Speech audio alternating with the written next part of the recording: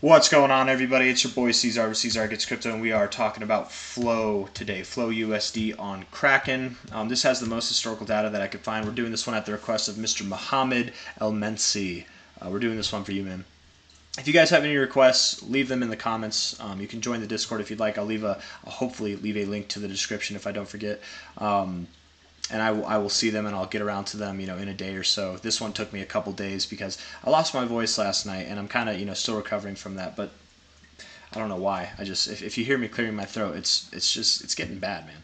But all in all, this does look bullish. This bottom looks very bullish, actually. You've got kind of like an Adam and an Eve going on your weekly, where you have this like V-shaped recovery along with a U-shaped recovery. That's an Adam and an Eve pattern. It might be a little bit more obvious on the daily. It looks kind of weird, but I feel like it definitely has that kind of classic shape. Very nice volume. It doesn't look like it on the weekly, but very nice volume on the daily here, breaking out. I do think you're breaking out right now. I think you're breaking out of this overall kind of descending trend that you've been in, right? Let's see. If we were to take like this top here to that top there, you're very close, aren't you? Very, very close. I think you are breaking out of it, though, man. I really do. It's the right time to do it. Pair that with the fact that your RSI is just bullish as hell, man. You've got a low here, a higher low, and then an even higher low bouncing off your oversold zone. This is one drive of bullish divergence, two drives, three drives. That is, and it's all off of lower lows. That's triple bullish divergence. It's a very powerful signal, man. It's very, very powerful. At a minimum, I would expect that you would go to where the divergence started, which would be all the way up here at about $1.37. Maybe you go up to the previous area of resistance somewhere around $2.80, maybe even $3, something like that, before this divergence is played out. So you'll probably go there in a very quick amount of time. And I say quick, we're on the weekly time frame, right? We're on the weekly. It could take months. It could take 2 months. It could take more than that even, but probably within a quarter of a year, within a half of a year, I would say you see prices back up around here. I want to look at this thing because I was looking at it. You got a $518 million market cap. I want to see, just real quick, logarithmicize it. And then market cap. Yeah, man. See, I don't like things like this. Right? Like, look at this. Look, it looks like we're looking at two different charts, right? You're looking at the market cap. It's not bullish necessarily, but it's not bearish. It's not as bearish as this price action is, where it's just like straight down the whole time. So how are you going like more or less like in a straight descending trend line down, grinding on this the whole way down? How are you doing that? But on your market cap, you kind of slumped, and yes, you went lower, but it's not, you can see it's obviously not as dramatic, right? This one's even green, where this one here is red. I mean, obviously. The reason why stuff like this happens is because new coins are being pumped into circulation. They're being put into the circulating supply, thus making it harder to get to previous areas of price. And I hate seeing stuff like that, because you look at a chart like this, and you see it here at $42. You've seen enough cryptos that have gone past their all-time highs in bull cycles, prior to where they set their previous all-time high. You see it happen commonly enough. It gives the idea that, oh, if it was at $42, that's the all-time high. It could probably go above there, but it might not, because by the time it gets up here, it's already going to be at new all-time highs. By the time it gets here, it's already going to be at new all-time highs in market cap valuation, and that's a significant deal right there. It's harder to increase in price. I just want to see real quick. I want to do some quick math on this thing. Let's just see. Right, your market cap here at the height of it was, it's like four. I don't know, four. Let's really zoom in on this here. Come on now. 4 point, maybe it was 5. Oh, 5 billion. $5 billion. Okay, $5 billion.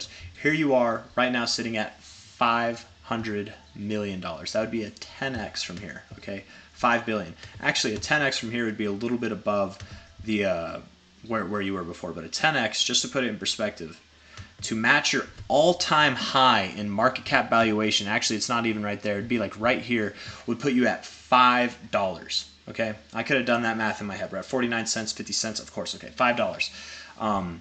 Unfortunately, that area also comes in with this previous area of support, right? Kind of a resistance zone, potentially a resistance zone. If we take the all-time high, I wonder, man, I really do. from all-time high to all-time low. Look at that, man. Your 618 is in that area as well. I think this thing is going to have a hell of a time getting new all-time highs, because that is $5 billion right there, right? The last time that it saw a $5 billion market cap was whenever the price was all the way up here.